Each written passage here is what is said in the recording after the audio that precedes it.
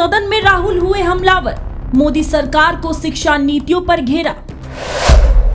शिक्षा मंत्री ने दिया करारा जवाब, राहुल की हुई बोलती बंद। आज संसद में बजट सेशन शुरू हुआ और बजट सेशन शुरू होते ही विपक्षी दल सत्ता पक्ष पर हावी होती नजर आई और राहुल गांधी ने पेपर लीक के मामले को खूब तेजी से उठाया और देश में शिक्षा विभाग पर कई तरह के सवाल उठा दिए, जिस पर सदन में खूब हंगामा हुआ। लेकिन राहुल गांधी कांग्रेस के राज में कुछ कारनामे को भूल गए, जिस पर सत्ता पक्ष की पार्टी कहां चुप रहने वाली थी।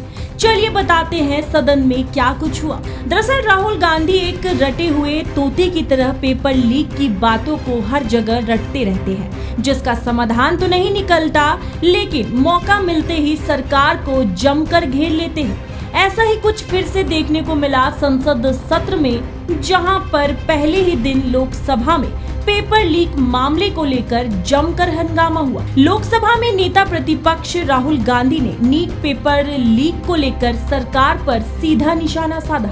राहुल इतने गुस्से में थे कि मोदी सरकार के परीक्षा सिस्टम को फ्रॉड बता दिया।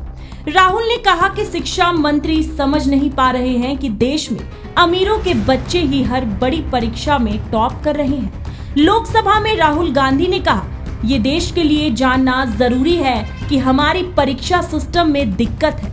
नीट ही नहीं, सब जगह ये समस्या है। मुझे नहीं लगता कि शिक्षा मंत्री कुछ समझ पा रहे हैं। अभी जो हो रहा है उससे देश चिंतित है। भारतीय परीक्षा सिस्टम फ्रॉड है। लाखों लोगों का मानना है कि अगर आप अमीर हैं और आपके पास पैसा है तो आप इंडियन एग्जामिनेशन सिस्टम को खरीद सकते हैं। आप क्या कर रहे हैं? सिस्टमैटिक लेवल पर क्या कर रहे हैं? राहुल गांधी के आरोपों पर पलटवार करते हुए शिक्षा मंत्री धर्मेंद्र प्रधान ने कहा, मेरी शिक्षा और संस्कार और जो सामाजिक जीवन है, मेरे को राज्य की, सूबे की जनता की स्वीकृति मिली है। मुझे किसी की स्वीकृति इन सदन में नहीं चाहिए। देश में प्रजातंत्र में मेरे नेता मोदी को पीएम की भूमिका दी है। उनके निर्णय से यहाँ सदन में उत्तर दे रहा हूँ। चिल्लाने से सच झूठ नहीं हो सकता।